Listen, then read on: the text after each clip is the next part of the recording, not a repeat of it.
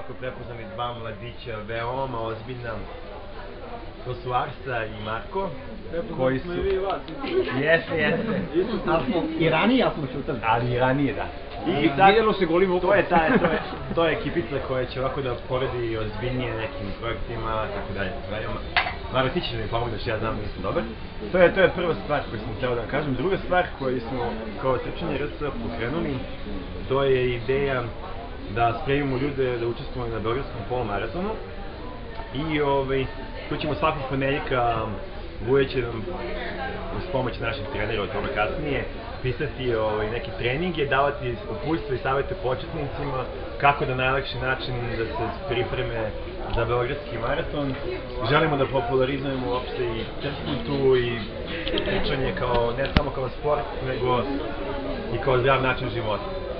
Treća stvar koja se navezuje na to je da smo hteli, pored ovih neformalnih druženja, da uvedemo i ljude koji žele nešto ozbiljnije, da se spremaju i koji žele raditi, znači možda individualni neki program za sebe.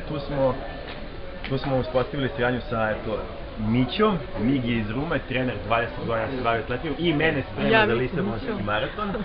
Pored Miće tu je i Ogi. Ogi je u Hermesu, Ogi je profesionalni ronilac i Ogi se bavi sportom duže, ima i diplomu i 10 godina se bavi duže. Pored njega to je još cela ekipa iz Hermesa, to je Nikola Tronšić, Ironman takmičar.